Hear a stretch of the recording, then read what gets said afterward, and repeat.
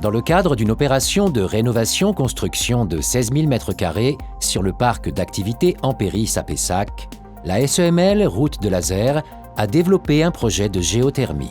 Le projet est constitué de 2 forages de 110 mètres de profondeur pour le prélèvement et la restitution dans la nappe. Un pompage alterné par saison permettra de réaliser du stockage de calories et de frigories.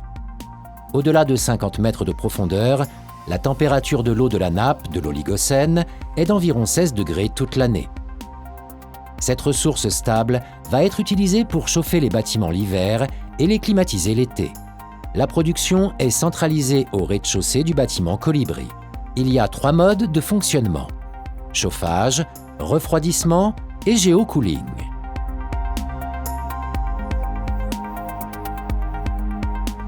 L'installation est constituée de 2 thermofrigopompes au propane fonctionnant en cascade. Une thermofrigopompe est une pompe à chaleur fournissant simultanément chauffage et réfrigération, tout en permettant la récupération d'une partie de l'énergie de production. Le propane R290 a été choisi car c'est un fluide naturel neutre pour l'environnement et qui bénéficie d'un des plus faibles potentiels de réchauffement global.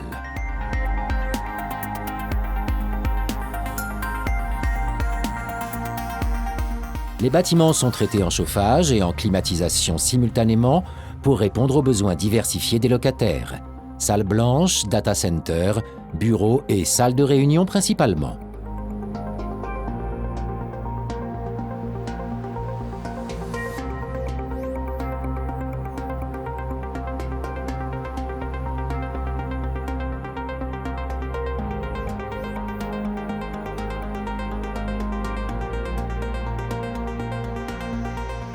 À la fin de la période hivernale, le processus est inversé. Le puits de réinjection aura stocké du froid.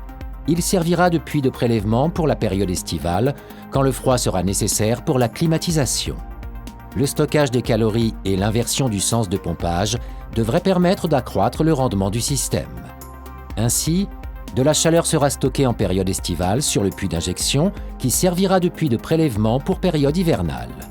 Il bénéficiera ainsi des calories stockées pour chauffer le bâtiment. Pour la climatisation l'été, c'est le même procédé. Une partie des besoins est assurée par le froid actif des thermofrigopompes. Lors des pointes, afin de rester en deçà des seuils réglementant la géothermie de minime importance, un appoint par 2 groupes froid-eau glacé extérieur, RO, viennent compléter les besoins. En mode chauffage ou climatisation, l'eau géothermique passe à travers un échangeur et transmet son énergie au réseau primaire des thermofrigopompes.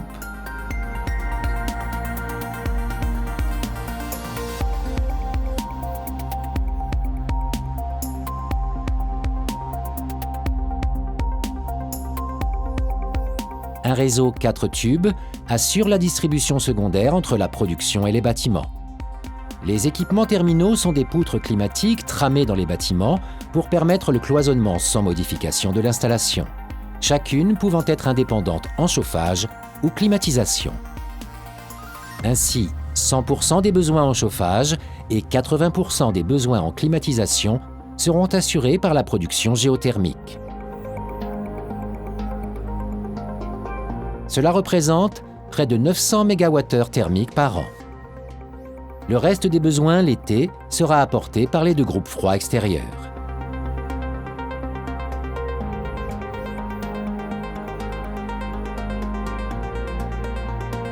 À l'intersaison, le mode géocooling permettra de rafraîchir directement et naturellement le bâtiment sans passer par les 2 thermofrigopompes.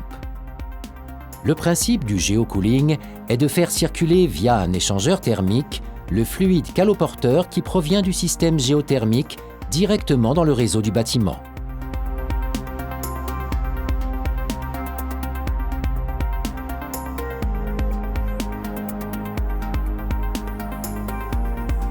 Afin de valoriser au mieux la ressource géothermique, des centrales de traitement de l'air double flux à récupération d'énergie ont été équipées d'une batterie changeover. Cette batterie permettra de fonctionner en chaud ou froid depuis la production géothermique pour assurer le pré-traitement de l'air neuf en chaud et en froid. La mise en œuvre de ce système évitera la production de 125,2 tonnes de CO2 par an par rapport à une solution de référence comme la chaudière gaz pour le chauffage et la PAC air pour la climatisation. L'électricité pour permettre le fonctionnement des thermofrigopompes proviendra en partie de plusieurs installations photovoltaïques en toiture, 291 kW crête, fonctionnant en autoconsommation. Ce projet a été soutenu financièrement par l'ADEME et le Conseil départemental de la Gironde.